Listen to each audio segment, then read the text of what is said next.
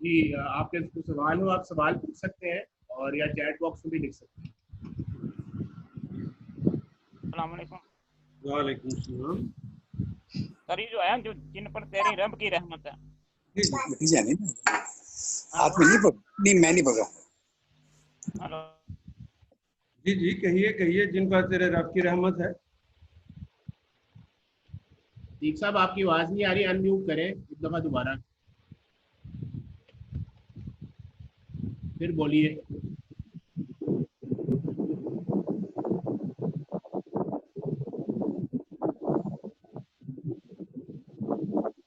Hello یہ دیپ صاحب بولیے.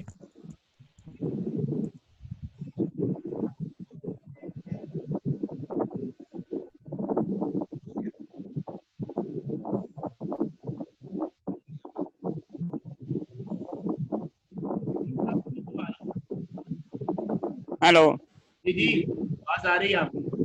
ارے جن پر تیرے رب کی رحمت ہے, اللہ تعالیٰ کہہ رہے ہیں جن پر تیرے رب کی رحمت ہے. ہاں جی ٹھیک ہے نا. سوال کریں.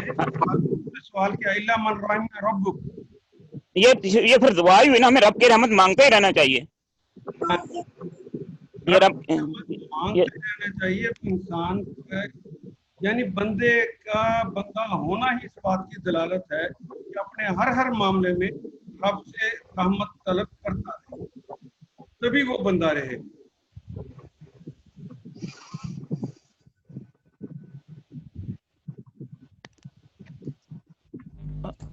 السلام علیکم. وعلیکم. ڈاکٹر صاحب میرا ایک کوشچن ہے کہ ہم مسلمان ہیں, ہم نماز بھی پڑھتے ہیں, ہم اللہ کو بھی ایک مانتے ہیں, اور کچھ حد تک اندر سے بھی ایک انسان کی آواز نکلتی ہے کہ یہ چیزیں ہیں. ہمیں یہ بھی پتہ ہے کہ جو کچھ ہو رہا ہے اللہ کی طرف سے ہو رہا ہے, لیکن اس کے باوجود ایک پوائنٹ کے اوپر جا کے انسان ایمان نہیں لے کے آ پاتا. جس طرح میں ہوں, مجھے پتہ ہے کہ جو بھی کل کو ہونا ہے وہ اللہ کی طرف سے ہونا ہے, اس کے باوجود سارا دن سوچنا کہ یہ ہو جائے گا, میں یہ کر لوں گا تو ایسے ہو گیا تو کیسے, ایسے ہوگا تو کیسے. تو انسان ان چیزوں کو کس طرح کنٹرول کر سکتا ہے؟ یہ آپ تھوڑا سا پاپا کے ساتھ جا نہیں سکا. یہ چیزیں سوچنی ہے آپ نے, غور فکر تدبر کرنا ہے.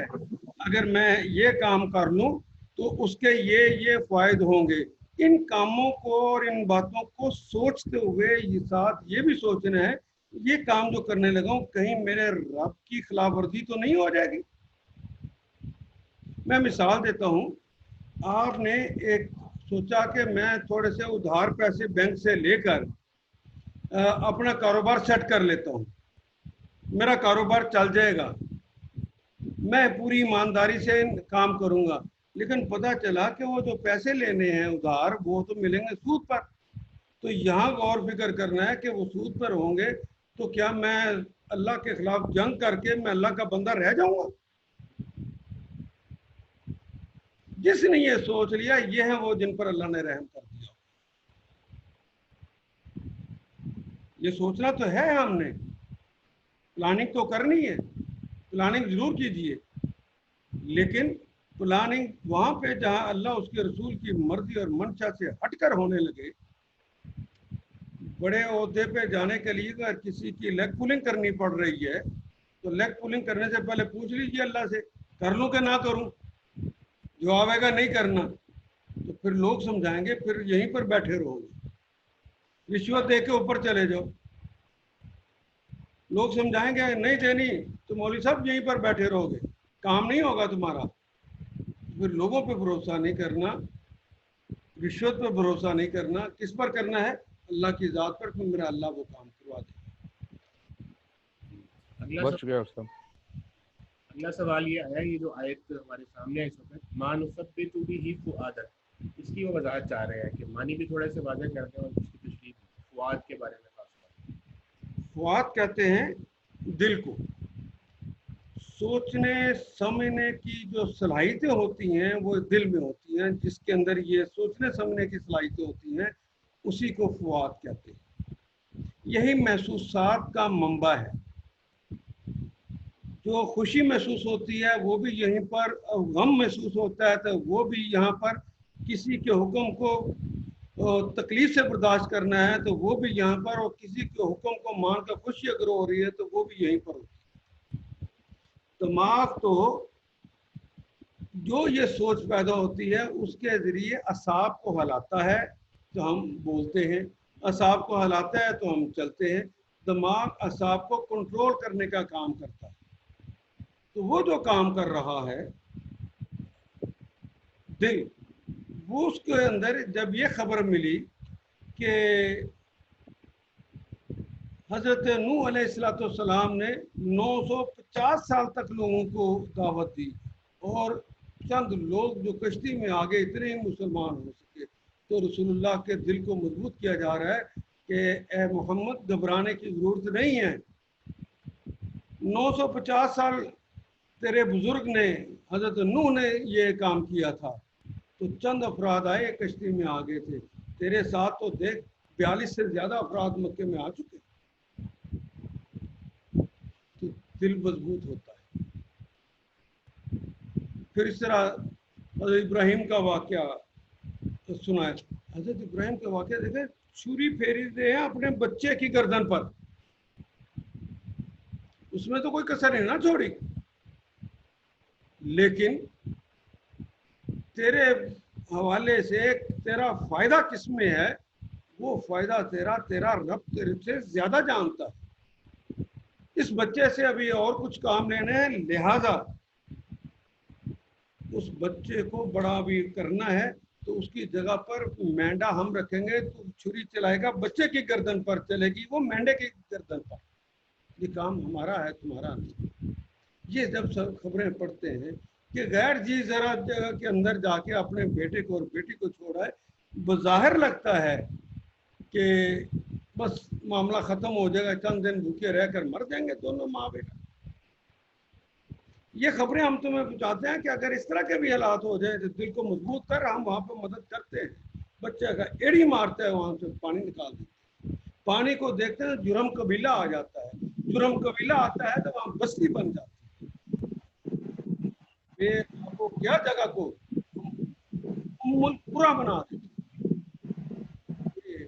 एक एक बात जो है, एक एक नबी की बात, वो दिल को मजबूत करने के लिए। जी, अगला सवाल ये मेरे पास आया है कि अडॉप्टेड चाइल्ड जो होता है क्या करने की इजाजत है, और है तो वो किस नौइयत का होगा, खानदान में से या खानदान के बाहर? इजाजत ही नहीं है जी। ये बहुत बड़ा जुल्म होता है बच्चे को अडॉप्ट कर लेना। उसको अडॉप्ट करेंगे तो उसके हकीकी माँ का प्यार, उसके हकीकी बाप का प्यार, उसके हकीकी बहन भाइयों का प्यार सबसे पहले वो आप छीनेंगे। आप कहेंगे नहीं मैं उससे ज्यादा प्यार कर सकती हूँ या कर सकता हूँ। एक बच्चा अपना जब कोई ज्यादती करता है, अपना बच्चा कोई ऐसी बात करता है जो कि इस्लामी तहजीब से हटी होती है, तो माँ डांट भी लेती है, माँ मार भी लेती है। लेकिन जिसने अडॉप्ट किया होता है, प्यार के वो जो दिमाग में छाया होता है, लोग क्या कहेंगे, ना वो मार सकती है ना वो डांट सकती है। बच्चा बेड़ा गर्क हो जाता है। और फिर जब ये बच्चा बड़ा होता है तो इस आपकी अपनी बेटियां जो घर में हैं, आपके घर के अंदर वो बेटी, या अगर आपने बेटी को अडॉप्ट किया तो आपके घर के जो बच्चे हैं उनका तो उनके साथ ऐसा तल्लुक नहीं था, वो तो महरम नहीं थे आपस में एक दूसरे। जवान होने के बाद वो कहाँ रखोगे उन्हें बुराई से कैसे बचा लोगे? कितना बड़ा मामला अल्लाह ने हमें समझाने के लिए किया कि नबी सल्लल्लाहु अलैहि वसल्लम ने ज़ैद को अपना बेटा बनाया था, फिर उनकी शादी कर दी थी, तो वो तो बहू थी। और इसी को तोड़ने के लिए, ये जो रस्म जाहिलियत के ज़माने से चलती आ रही है, उसको तोड़ने के लिए अल्लाह ने हुक्म दिया कि तुम उनकी बीवी से अब शादी करो, ताकि आइंदा लोग ये काम ना करें। तो इसमें इस्लाम में इसकी कोई गुंजाइश नहीं, पहले लोग करते। दूसरा सवाल ये है, आरिफ शाह साहब आपने कुछ पूछना चाह रहे हैं तो पूछिए, या कोई और साहब? नहीं, जज़ाकल्लाह। मैं बात कर लूं? जी कीजिए। अस्सलाम वालेकुम उस्ताद मोहतरम, क्या हाल है आपका? तो बहुत एहसान, शुक्र शुक्र, अल्लाह का बड़ा एहसान। अच्छा उस्ताद मोहतरम, एक सवाल है। जी जी बास कंपनीज जो से हैं अपने इनकम टैक्स बचाने के लिए कुछ फर्जी कंपनियां बना लेती हैं, अपने बच्चे अपने बीवी और बच्चों के नाम पे कंपनियां बना लेती हैं, बाकायदा उसकी सेल टैक्स और इनकम टैक्स रिटर्न जाती है, जो एक हिस्ट्री बनती है, वहां से वो फर्जी कंपनियों से तनख्वाहें भी लेते हैं और बेनिफिट्स भी लेते हैं। पहला ये सवाल है, तो क्या ये रकम जो होगी जो वो हासिल करते हैं ये क्या हलाल के ज़मरे में आएगी? दूसरा इसी से मुतालिक सवाल है कि इस तरह करने से एम्प्लॉइज यानी मुलाजमीन के बहुत से हकूक मारे जाते हैं, तो क्या वो कंपनीज के मालकान इन हकूक के मारे जाने के जिम्मेदार और गुनाहगार होंगे या नहीं? जज़ाकल्लाह। जिस वक्त भी आप अपने किसी भी ऐसे अमल के साथ जो कानून की खिलाफ वर्जी करके, अल्लाह के हुक्म की खिलाफ वर्जी करके, बेईमानी करके, दो नंबरी करके, जाली चीज़ें बनाकर आप पेश करते हैं जिनका एक्चुअल कोई मामला नहीं होता, उनको आप जाली तरीके से पेश कर देते हैं ताकि मेरे टैक्स बच सके, तो आपने थोड़ा सा टैक्स बचा के पूरी की पूरी अपनी दौलत को हराम कर लिया। और इसके अंदर वो बीवी बच्चे अगर शरीक हो गए हैं तो उनकी रजामंदी से सब कुछ हो रहा है, तो वो भी अब हराम ही खा रहे हैं। हालांकि आपको याद होगा इससे पहले मैंने कहा था, अगर बाप बाहर से हराम कमा के लाता है तो वो बीवी और बच्चे, वो उनको अगर वो शोहर ला के जो दे रहा है, जो बाप ला के दे रहा है, उसके लिए वो हराम है, लेकिन इनके लिए वो जायज़ है। लेकिन अगर बच्चे भी उसके जुर्म के अंदर शरीक हो गए हैं और वो भी राजी हैं कि इस तरह ही काम किया जाए, तो अब इनके लिए भी वो माल जायज़ नहीं रहा, हराम हो गया। और इस तरह करने से जो जो हकूक मुलाजमीन के तलफ होंगे, किसी को किसी का हक मारने का तो कोई हक ही नहीं है। और क़यामत के रोज़ अगर दुनिया में कोई ना भी दे और कानूनी तौर पर बच भी जाए, क्या आखिरत में भी बच जाएगा? इसका कोई इम्कान नहीं। नेकियां दे के वहां से बचे, पहले उसे अपनी सारी नेकियां देनी पड़ेंगी उन लोगों को जिनके हकूक मारे गए होंगे। वो जो मशहूर हदीस है, अतारिकूना मनल मुफलिस, जानते हो कि मुफलिस किसे कहते हैं? तो सहाबा ने अर्ज़ की, या रसूलल्लाह, मन ला दरहम लहू वला दीनार, जिसके पास दरहम दिनार ना हो। लेकिन हमने कहा ना, जिसने जिसका हक मारा, क़यामत के रोज वो हक मांगेगा, तो उस वक्त देने के लिए कुछ नहीं होगा, तुम्हारी नेकियां उसको दी जाएंगी। तो ये जो नेकियां दे रही हैं दूसरे को, उस दिन इस खसारे को कौन बर्दाश्त करता है? हौसला हो तो वो करे। मामला अल्लाह के साथ है, जायज़ नहीं है किसी सूरत में। दूसरा सवाल ये आया कि पिछली नशिस्त में नौकरी के हवाले से बाहर जाने, किसी गैर मुस्लिम मुल्क में जाने के हवाले से बात हुई थी, तो आपने जो गुफ्तगू की है वो सारी बिजनेस रिलेटेड के रसूलुल्लाह ने कारोबार की है। वो इस पस मंज़र में इसको जानना चाह रहे हैं कि नौकरी के लिए जैसे आमतौर पर मुशाहिदा लोग जाते हैं और अपनी फैमिलीज को भी ले जाते हैं, और यूरोप इन जो कंट्रीज़ हैं वहाँ पे फिर उनके बच्चे जब जवान होते हैं तो उनके उनका इक़्तिदार ख़त्म हो जाता है, तो क्या ऐसा रिस्क लेना जो आम ऑब्जर्वेशन के मुताबिक आमतौर पर खराबी पर ही मुंतज होता है, इसके ऊपर वो जानना चाह रहे हैं कि क्या इसके यहाँ भी वही उसूल कायम रहेगा? या मैंने यूरोप में और अमेरिका में ऐसे लोग देखे हैं जो पाकिस्तान से गए, उनका नाम वजू से लेना था, इतने नेक और साले लोग। हुजूर आपके ऊपर तरबियत औलाद फर्ज है, अहले खाना की तरबियत फर्ज है। बाहर जाके आप टके कमाने लग जाएं और बच्चों की तरबियत के ऊपर कोई तवज्जो ही ना दे।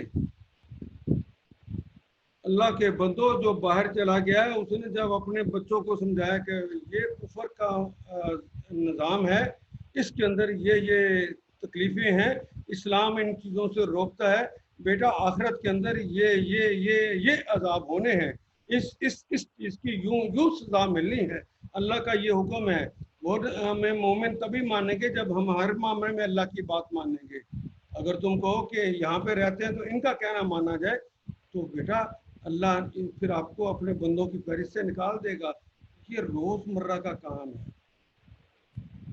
آپ نے السلام علیکم. تربیت کرنی ہے. اگر آپ کہیں کہ میں نے تو ایک دفعہ بتا دیا تھا اب نہیں مانتے تو میں کیا کروں.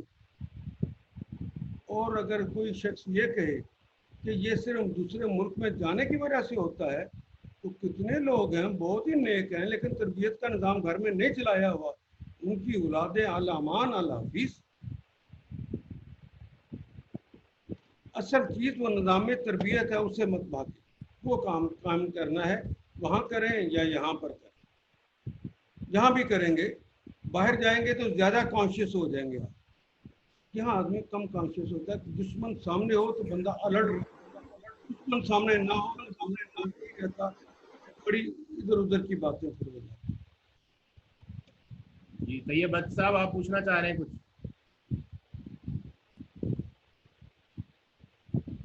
یا کوئی اور صاحب پوچھنا چاہ رہے ہیں؟ بولیے، انمیوٹ کیجئے اور بولے. السلام علیکم. میں غلام مجتبیٰ لاہور سے بول رہا ہوں. میرا سوال یہ ہے کہ ترکی میں جو چرچ کو مسجد کا درجہ دیا گیا ہے، نماز وقت کے وقت وہ کہتے ہیں سب چیزوں پہ کپڑا ڈال دیا جاتا ہے اس کے بعد اتار دیا جاتا ہے. کیا یہ طریقہ کار ٹھیک ہے؟ میں آپ کی یہ بات نہیں سمجھا گا. سب چیزوں پہ کپڑا ڈال دیا جاتا ہے کہاں کی؟ یہ ترکی میں جو چرچ تھا اس کو مسجد کا درجہ دیا گیا ہے. اس کے اندر جو تصویریں یا جو چیزیں پڑی ہوئی ہیں نماز وقت کے وقت وہ کہتے ہیں ان پہ پردہ ڈال دیا جاتا ہے، جب نماز ختم ہے پھر اتار دیا جاتا ہے. اگر تو وہاں پہ کوئی تصاویر اس طرح لگی ہوئی ہیں تو ان تصاویر کو اتارنا پڑے گا.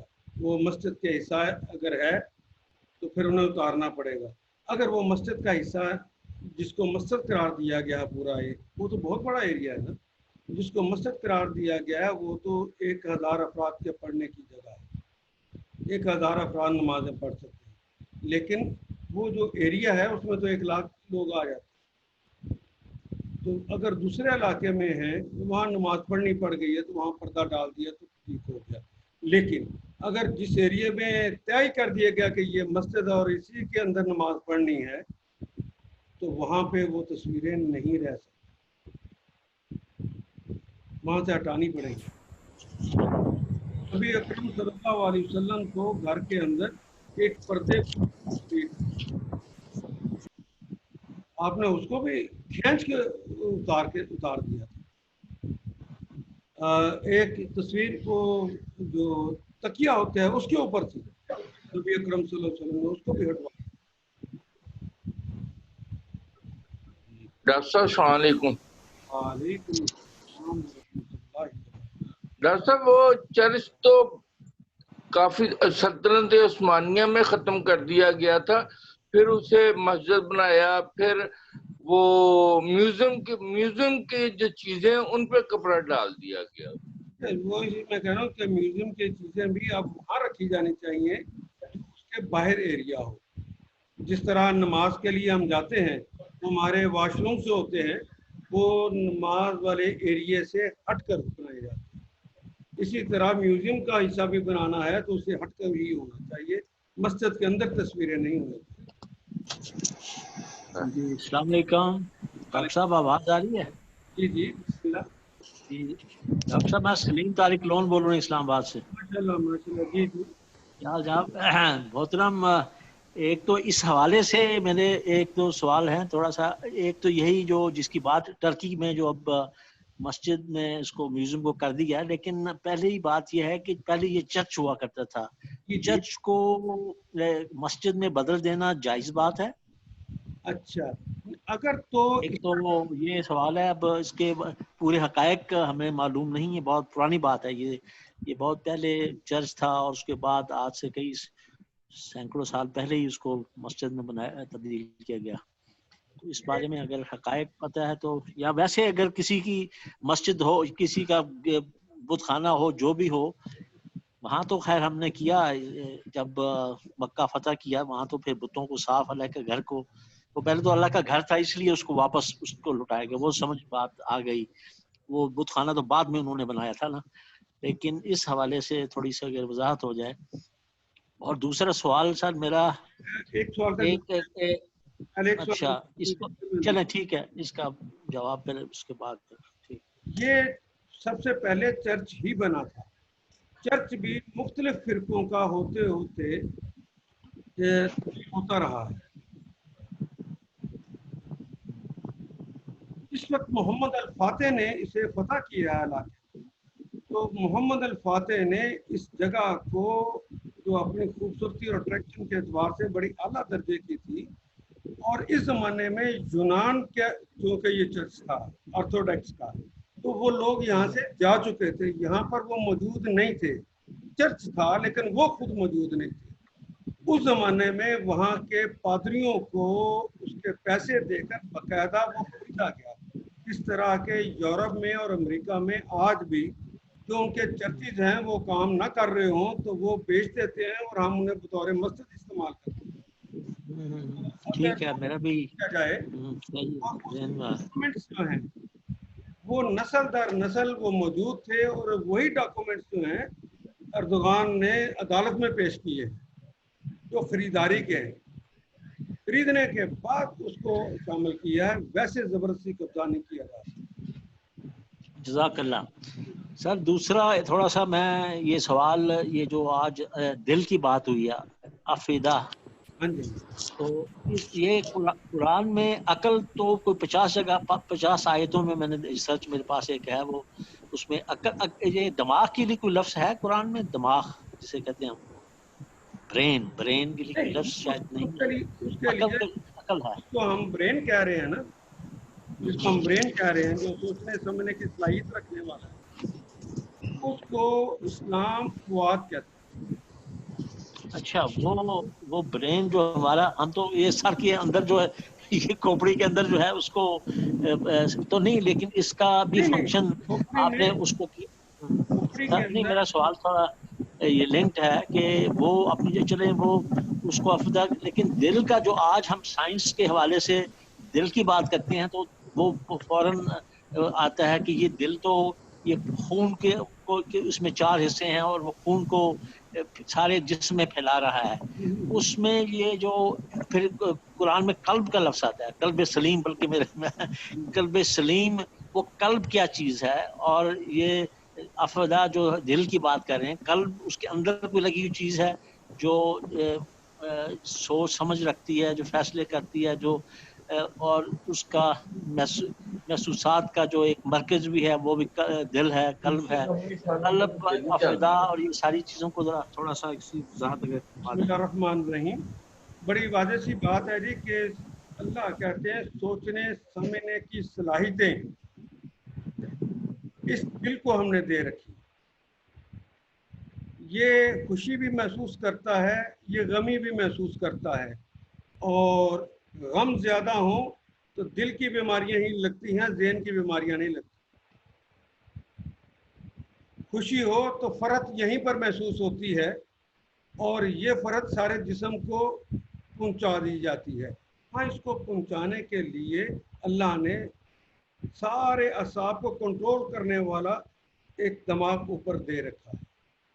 وہ جو بات یہاں دل سوچتا ہے یہ اسے حکم دیتا ہے کہ اسے کہو. میں ایک مثال دیتا ہوں.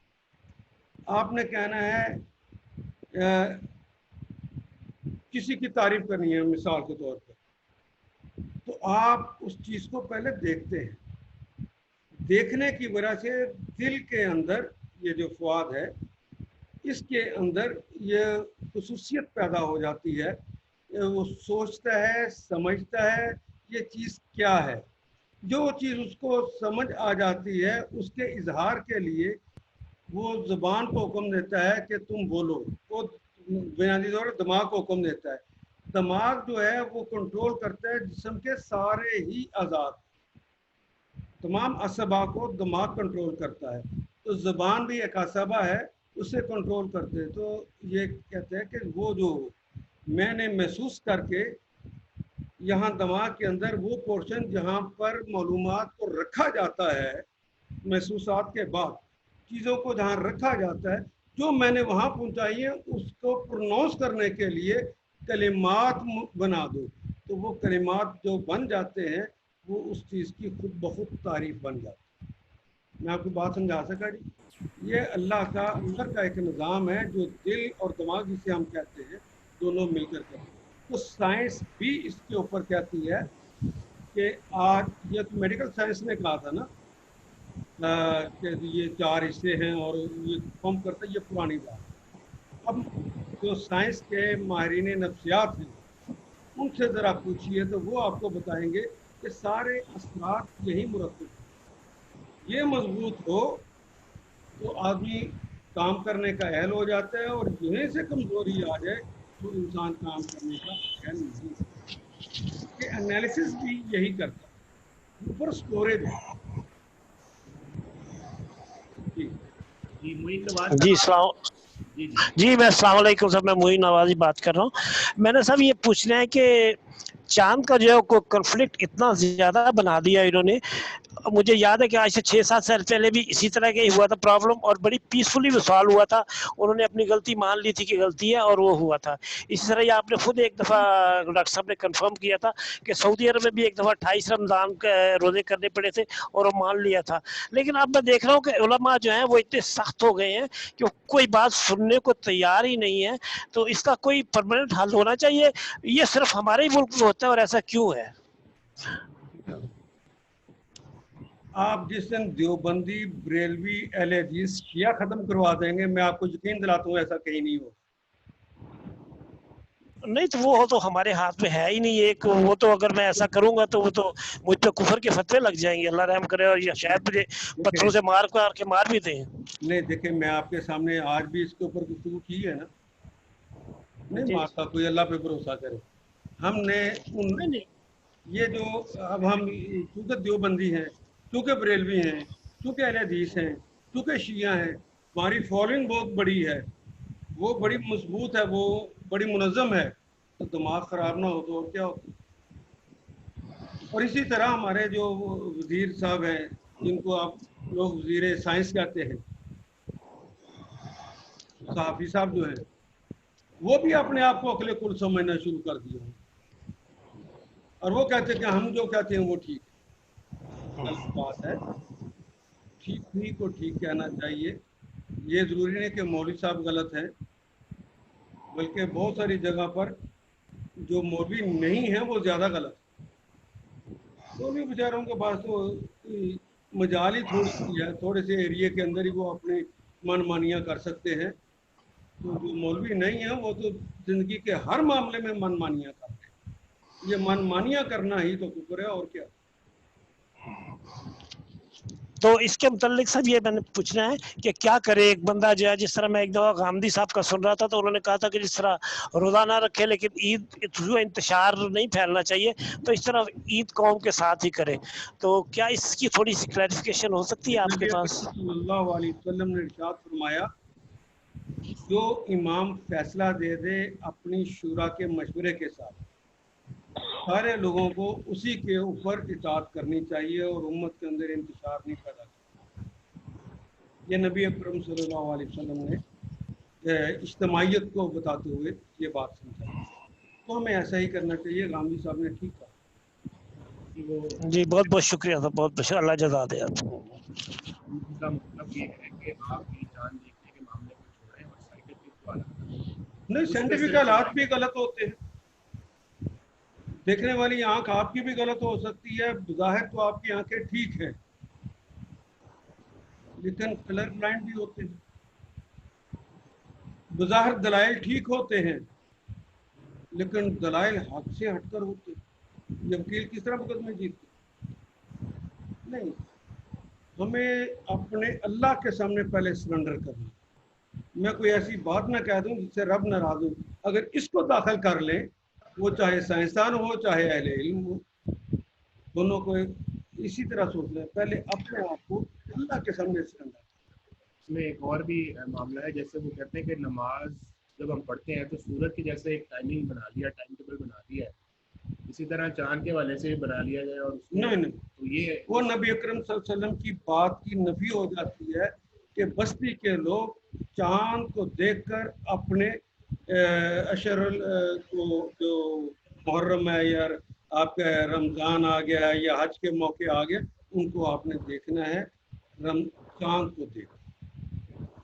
अगला सवाल डॉक्टर साहब, जी मैंने एक हदीस पढ़ी है, उसका मफहूम ये है कि सुबह की सुनते, पिछली दफा आपने बताया था कि नबी करीम सल्लल्लाहु अलैहि वसल्लम ने नमाज खत्म की, एक सहाबी रसूल सल्लल्लाहु अलैहि वसल्लम उठ के नमाज नींद के खड़े हो गए। आप सल्लल्लाहु अलैहि वसल्लम ने पूछा कि ये क्या कर रहा है, तो बताया गया कि ये इसकी सुनते रह गई थी तो वो पढ़ रहा था, आप खामोश रहे।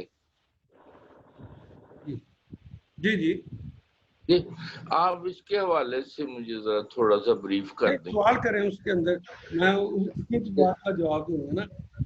ये तो नहीं, आपने कहा था कि सूरज निकलने से पहले सुनते अदा नहीं कर सकते, मगर वो तकरीरी हदीस ये बता रही है कि आपने देखा और उस पर खामोशी इख्तियार की। लेकिन आपका सवाल करना किस बात की अलामत है? ये क्या कर रहा है इस वक्त? ये मैं आगा बोल रहा हूँ जी। नहीं, तो मैं आपकी नहीं बात कर रहा। नबी अकरम सल्लल्लाहु अलैहि वसल्लम ने एक आदमी को नमाज के बाद नमाज पढ़ते हुए देखा। जी जी, आपने मना किया था, मगर वो सवाल पूरी बात करें। नबी अकरम सल्लल्लाहु अलैहि वसल्लम अगर उसने खड़े होकर नमाज शुरू कर दी, कोई रूटीन की बात होती, ठीक बात होती, तो क्या रसूलुल्लाह सल्लल्लाहु अलैहि वसल्लम पूछते कि ये क्या कर रहा है? जी, नबी के वसल्लम मना भी नहीं किया। पहले ये तो इसका जवाब दे लेंगे तो अगली बात समझ आ जाएगी। फिर नबी अकरम सल्लल्लाहु अलैहि वसल्लम की सुन्नत मुबारक ये है कि हर बंदे को उसको देखकर फिर उसके मुताबिक उसको समझाते हैं। जिस आदमी को आप लोगों के सामने डांट दें कि गलत कर रहा है, उसके बुरे असरात ना हो। तो इतनी दफ़ा ऐसा हुआ कि आपने उस काम को होते देखा और उसके बाद उस बंदे को बुला लिया अपने पास और कहा कि अल्लाह के बंदे यूं नहीं क्यों कर। वो एक बंदा पेशाब कर रहा था ना, जी जी, मस्जिद के अंदर मुनकर काम कर रहा था ना, जी जी, सहाबा मारने के लिए दौड़े थे ना जी, और मना कर रहे थे उसे। तो नबी सल्लल्लाहु अलैहि वसल्लम ने किनको मना किया? सहाबा को मना किया। मुनकर काम तो वो कर रहा था, मना सहाबा को किया। लेकिन जब वो बात आ गए, हिकमत का तकाजा था, तो फिर उन्हें साहब को बुलाया, कहा कि ये तो मस्जिदें अल्लाह की इबादत के लिए होती हैं, बोलो बराज के लिए नहीं होती। उसे बात में समझाया। ठीक है, मामले को समझने की कोशिश करेंगे। अगर वो फिरकों वाली बात करेंगे तो वो नहीं बात समझ आ सकती।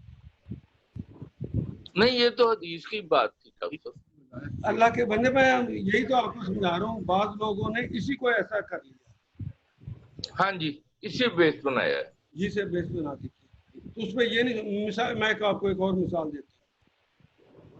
नबी अकरम सल्लल्लाहु अलैहि वसल्लम ने इरशाद फरमाया कि मैं आलाते मौसीकी को तोड़ने और इखलाक की तकमील के लिए भेजा गया हूँ। ये बात सच है जी? मुझे आपकी बात समझ नहीं आई डॉक्टर साहब। नबी अकरम सल्लल्लाहु अलैहि वसल्लम ने इरशाद फरमाया, मैं आलाते मौसीकी को तोड़ने और इखलाक की तकमील के लिए भेजा गया हूँ। इसीलिए नबी के, ये सही है, बिल्कुल सही बात है।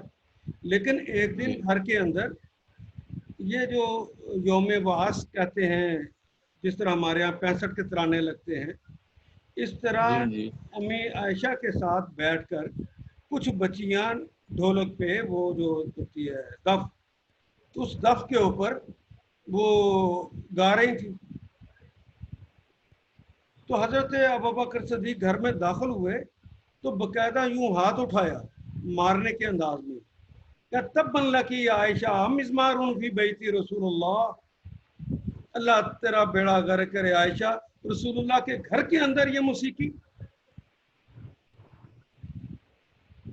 तो हुजूर सल्लल्लाहु अलैहि वसल्लम ने क्या इरशाद फरमाया, दा या अबी बकर हाज़ी अय्याम लहुम, छोड़ो छोड़ो, ये कभी कभार आते हैं, दिन इन्हें करने दो। तो कभी कभार, तो यहाँ से कोई कहे کہ नबी सल्लल्लाहु अलैहि वसल्लम ने तो इजाज़त दे दी है, तो फिर हुजूर की बात तो गलत होगी ना कि वो औलाद मसीह की तोड़ने आए। सही है। कुछ चीज़ें होती हैं जो इस्लाम बर्दाश्त कर लेता है। जज़ाकल्लाह। अगला सवाल ये है कि इस दफ़ा हज की लोगों ने नियत की थी और हज नहीं हो सका, यानी हो रहा है लेकिन सब शरीक नहीं हो रहे हैं, तो अगर अगले साल उसकी इस्तिताअत ही ख़त्म हो जाए जिसने इरादा किया था, तो फिर वो इस्तिताअत पर ही होता है। हज इस्तिताअत के साथ ही तल्लुक़ रखता है, इस्तिताअत नहीं होगी तो आप नहीं कर सकते। इसी तरह ये चांद के वाले से जो बात हुई है, इस पर एक सवाल ये आया कि अगर फैसला गलत, मिसाल के तौर पे 20% खर्च होगी जी, अच्छा, तो फैसला यानी में लिया है लेकिन वो गलत हो गया और अगला चांद 28 दिनों का मान रहा है, इसमें फिर शरीयत कैसे फैसला करती है? हुकूमत ही का फैसला जो है वो आखिरी फैसला, तो वो 28 अगर वो इज्तिहादी गलती है, अगर उनकी इज्तिहादी गलती हो गई है तो मन इज्तिहादा व वजदा, जिसने इज्तिहाद किया और सही राय को पा लिया फलाहु अजरान, व मन अख्ता, जिससे गलती होगी फलाहु अजरुन, उस पर भी उसे अजर मिलेगा, गुनाह नहीं मिलेगा। हाँ, कोई कहे कि मैंने मौलवियों को नीचे करना है तो वो अपनी बात मनवाने लगे, मौलवी कहे कि मैंने हुकूमत को नीचे करना है, वो अपनी बात मनवाने लगे, तो दोनों ने दीन की बात नहीं की, वो मामला हो। लेकिन इज्तिहाद किया है, गलत राय हो सकती है, इंसान है। अगला सवाल ये आया है कि अल्लाह से पहले कौन था? ये सवाल पूछा किसी टीचर से, हमारे किसी स्टूडेंट ने, तो वो कह रहे हैं कि इसका जवाब कैसे दिया? अल्लाह से पहले कौन था? अगर आज से 1000 साल पहले के बंदे को उठाया जाए और उसे कहा जाए कि एक बहुत बड़ा कमरा है, 500 बंदे उसमें बैठे हुए हैं कुर्सियां लगा, वो फिजा में उड़ता है, तो वो मानेगा? कहेगा नहीं। क्यों? इसलिए कि उसके दिमाग के किसी गोशे में आ ही नहीं सकता, मुशाहिदा ही नहीं है। जिसका मुशाहिदा ना हो, जिसका मुतालिया ना हो, वो चीज़ दिमाग में नहीं आ सकती, उसका तसव्वुर भी नहीं बन सकता। लेकिन आज अगर किसी को कहें तो वो कहेगा, बच्चा छोटा सा भी, कि उस जहाज पर मैं आया। जब दुनिया में कुछ नहीं था हमारे, तो हम भी नहीं थे, तो हमें तो नहीं पता उस वक्त कुछ था कि नहीं था। लेकिन दुनिया के सारे सच्चे लोग जिनको अंबिया कहते हैं, जिनके ज़माने में हज़रत आदम से लेकर मोहम्मद रसूलुल्लाह तक, उनके ना मानने वाले भी इस बात पे मुत्तफिक थे, दो बातों पे, कि वो सादिक और अमीन। दुनिया भर के सादिक और अमीन जो मशरक मगरब शुमाल जनूब 1,24,000 आए हैं, उन्होंने कहा है कि सबसे पहली हस्ती अल्लाह थी, अल्लाह ने फिर सब कुछ बनाया। तो हमें उनकी बात का यकीन है, वरना मेरे पास तो और कोई दलाइल नहीं, क्योंकि दलाइल वहाँ रखे जाते हैं जिस चीज़ का मुतालिया मौजूद होता है, दलाइल वहाँ रखे जाते हैं जिसका मुशाहिदा मौजूद होता है। तो जब वहाँ पे कोई मौजूद ही नहीं था, अभी भी हम कहते हैं ना ये कबलस तारीख बात है, तो फिर हाथ उठा देते हैं, ये अहले इल्म ही करते हैं। तो जिस बात का पता ही नहीं हो सकता उसके ऊपर खामखा ही जिद करते रहे। फिर वो जो सच्चे लोगों ने बात कही हुई है उनकी बात को क्यों ना मानिए? वो कहते हैं वो खालिक है, बाकी सब चीजें मखलूक। खालिक ने चीजें बनाई हैं। अगर खालिक को भी किसी ने बनाया तो वो तो मखलूक होता था।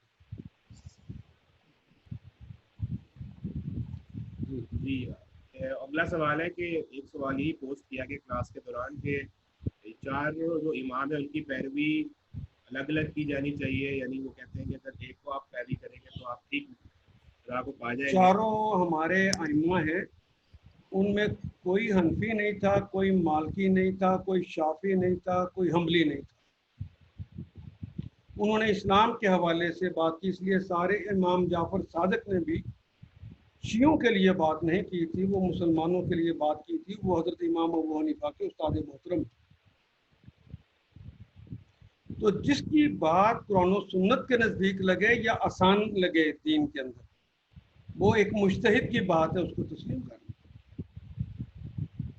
کسی کی بھی بات ہو، لازم نہیں ہے کہ ایک کی بات کو ہی ایک ہی فرد کی ساری باتیں مانیں گے. یہ عقل بھی نہیں مانتی کہ انسان ایک ہی فرد کے سارے اجتہادات ٹھیک ہوں. اگر آپ کو کسی اور کا اجتہاد ٹھیک لگ رہا ہے تو اس کو مان لیں. اور دوسری بات یہ ہے کہ یسروا ولا تعسروا، لوگوں کے لیے آسانیاں کرو، ان کے لیے مشکلات نہ کرو. تو وہ جس سے مشکل ہوتے ہو کسی کی رائے سے، دوسرے کی رائے سے آسانی ہوتی ہو، تو اللہ کہتے ہیں اس سے آسانی لے لو. بشروا ولا تنفروا، انہیں بشارتیں دو، انہیں نفرتیں نہ دو. تو اسلام کا مزاج ہی آسانی ہے. اور ڈاکٹر صاحب السلام علیکم. وعلیکم السلام. یہ اس حوالے سے یہ حضرت امام ابو حنیفہ کو بھی ایک یہودی عالم نے یہ سوال کیا، تو انہوں نے اس کا جواب دیا تھا کہ تم مجھے گنتی سناؤ. اس نے کہا 1 2 3 10 تک پڑھا. کہتا یہ تو بچہ بھی سناتا ہے، الٹی سناؤ. اس نے کہا الٹی، اس نے کہا 10 9 8 1 تک پہنچا. کہتا اس کے پیچھے کیا تھا ایک کے؟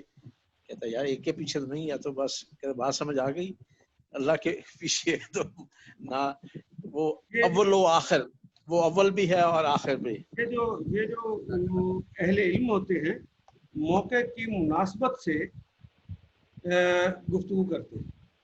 لیکن آج کے میں کسی بچے کو یہ بات کہوں گا نا تو انہوں نے کہا 0 اور پھر -1 اور -2 پھر -3 پھر -4 ہوتا ہے. ٹھیک ہے، میں نے جان بوجھ کے وہ جواب نہیں دیا. اس زمانے میں ٹھیک تھا، اب نہیں ہے ٹھیک. ایک اور سوال جو پچھلے دفعہ بھی آل کے کور ہو گیا تھا قربانی کے حوالے سے، انہوں نے کہا کہ وہ کوئی صاحب کہہ رہے ہیں کہ یہ واجب ہے کیا قربانی کرنا واجب ہے. میں نے تو کہا تھا لیکن جس کے نا لے کے جی گھومتے ہو رہا ہے آپ درس قرآن سوال پوچھ رہے ہیں. جانے ہونے نا جی کوئی اور سوال نہیں ہے تو ایک اور سوال آیا ہے وہ خرم بھٹی صاحب کی طرف سے. خرم صاحب یہ مجھے واضح نہیں اور آپ پوچھ سکتے ہیں، پوچھ رہے ہیں یہاں رجوع کرنے سے کیا مراد ہے؟ استخارہ کرنا ہے ہر کام کے لیے؟ یہ واضح نہیں ہو رہی بات. جی جس طرح ہم نے یہ آیت میں پڑھا کہ وہ ہر کام کے لیے اللہ سے یعنی رجوع کرتے ہیں، تو رجوع کرنے میں ایک تو یہ ہے کہ ہم سارے کام اللہ ہی کی طرف پلٹتے ہیں. مراد یہ کہ اللہ ہی کے حکم کی طرف جانا ہے. یہ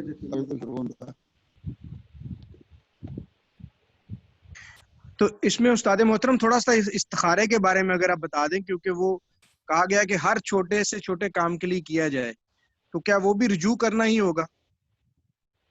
جہاں پر اللہ اور ان کے رسول کی کوئی ہدایت موجود نہ ہو،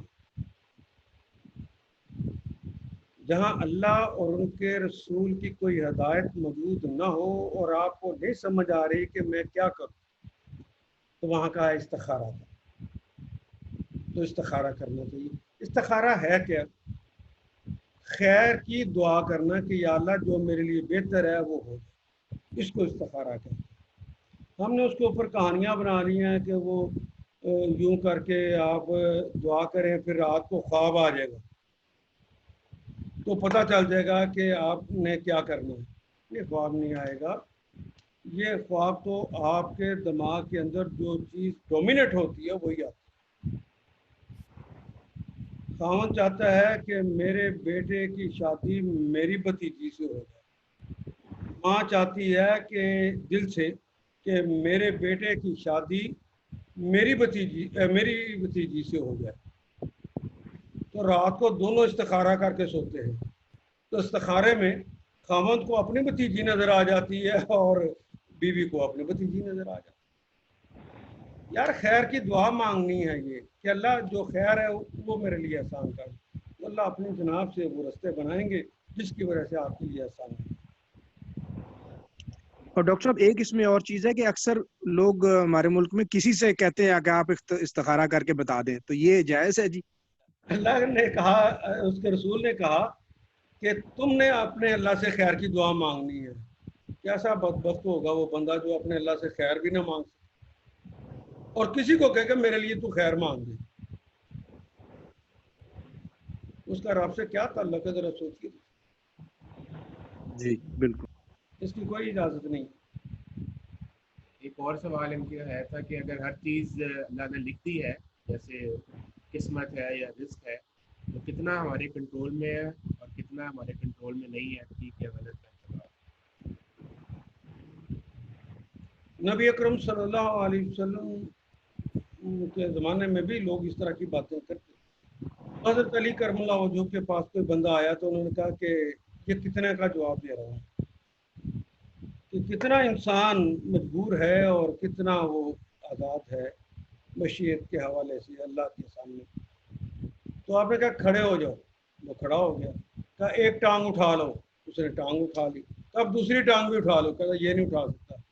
ایسا ہی ہے انسان اللہ کے مقابلے. کچھ چیزوں کے اندر اس نے تمہیں اجازت دے دی، خود تم نے یہ کام کرنا ہے، تم نے یہ کام نہیں کرنا، تم یہ کام کر لو، تم یہ نہ کرو، تم یہ کر لو. اس کی ترغیب دے دیا، یہ بھی بتا دیا یہ کرو گے تو ہم خوش ہوں گے، یہ کرو گے تو ہم ناراض ہوں گے. ہاں تمہیں آزادی ہے جو مرضی کر. لیکن قسمت کا تعلق آپ کی عمر سے ہے، آپ کے انعامات سے ہے، آپ کی سزاؤں سے.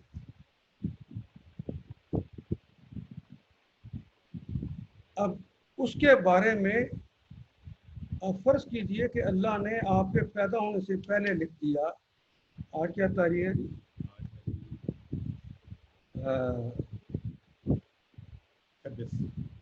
آج 26 تاریخ کو آپ کو 1,00,000 روپیہ 10:10 پہ ملے.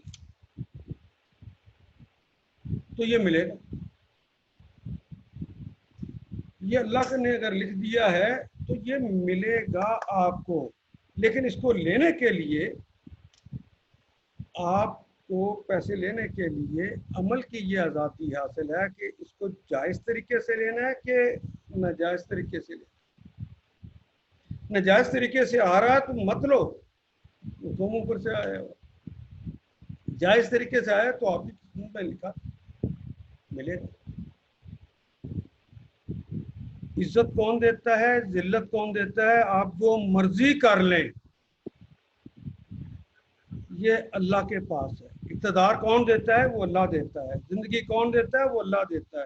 اولاد کون دیتا ہے، وہ اللہ دیتا ہے. وہ آپ کے بس میں نہیں. کتنے خامد بیوی ہیں عمر گزار دیتے ہیں، کوئی اولاد نہیں. کتنے مزدور ہے بیچارہ نیچے سے لے کر اوپر تک وزنی چیزیں اینٹیں اٹھا کر جا رہا ہے. اس کے لیے لکھے ہو کہ اتنے ہی 1,000 روپے ہی ملنا ہے پورے دن کا، اتنا ہی ملتا ہے. اور کتنے لوگ ہیں صرف سائن کرتے ہیں دن میں 13, 14, 15, 20 منٹ تک، کئی لاکھ روپیہ لے جاتے. ایک آدمی کاروبار کے لیے جاتا ہے تو لاکھوں کما لیتا ہے، دوسرے کا ڈوب جاتا ہے. یہ قسمت ہے. اسی طرح عزت، بندہ کے لیے احتیاط کر لے تو عزت بچ جائے گی. تو امی عائشہ سے زیادہ کون احتیاط کر سکتا؟ جو تہمت لکھی ہوئی ہے، جو امتحان آنا ہے وہ آ کے رہا اور آیا. نبی اکرم صلی اللہ علیہ وسلم تک پریشان ہے. امی عائشہ رو رہی ہیں، خاندان سارا رو رہا ہے، لیکن آزمائش آئی. یہ قسمت ہے. ہاں جو کام آپ کے بس میں ہے وہ آپ کریں گے یہ سوچ کر کہ اس سے میرا رب راضی ہوتا ہے کہ میرا ناراض ہوتا ہے. ناراض ہوتا تو چھوڑ دیں، راضی ہوتا تو وہ کر لیں. یہ آپ کے اوپر چھوڑا. لیکن اگر آپ کہیں کہ میں اتنے بج کے اتنے منٹ پر اپنی مرضی سے اپنی صلاحیتوں کی بنیاد پر تو وہ 10 لاکھ روپیہ میں لے لوں تو نہیں ملے. جتنی مرضی صلاحیتیں. اور کتنے لوگ ہیں بات کرنے کا سلیقہ نہیں، رالیں ان کی ٹپکتی ہیں، کھرب پتی ہیں کھرب پتی. اقتدار کن کو دیا ہوا ہے اللہ نے دیکھے تو. یہ اللہ کے اختیارات ہیں۔ ڈاکٹر صاحب دے کر آزماتا ہوں، کبھی چھین کر آزماتا ہوں، تلکل ایام نداولها بین الناس، یہ دن ایک دوسرے کے درمیان پھیرتا بھی رہتا ہے۔ ڈاکٹر صاحب یہ دعا سے بھی تقدیر بدل جاتی ہے، یہ درست ہے؟ اللہ کو پتا ہے کہ اتنے بج کر اتنے منٹ اتنے سیکنڈ پر یہ خود یا اس کی امی یا فلان دعا کرے گا، تو ان کی دعا کو سن کر میں ان کے لیے ایسا کر دوں گا، وہ جو پہلے کا لکھا ہوا ہے اسی کے مطابق سب کچھ چلے۔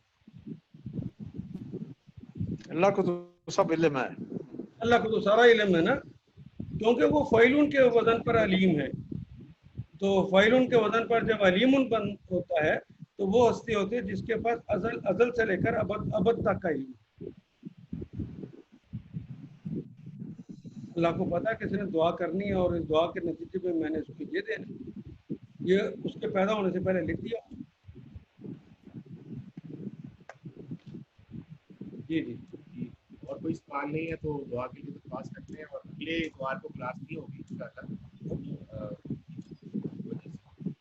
تو بس 9 اگست کو پھر انشاءاللہ بھی کلاس ہماری اگلی ایک ساتھ انشاءاللہ پہنچا دیں گے۔ اس دوران بات یہ ہے کہ آپ دعوت ضرور پہنچائیں، چھٹیوں کے اندر جو آپ کو دی جا رہی ہے ہوم ورک ہے، چھٹیوں کا کام جو ہے اچھے طریقے سے کریں، دعوت دلائیں تاکہ لوگ زیادہ اس سے مستفید ہوں۔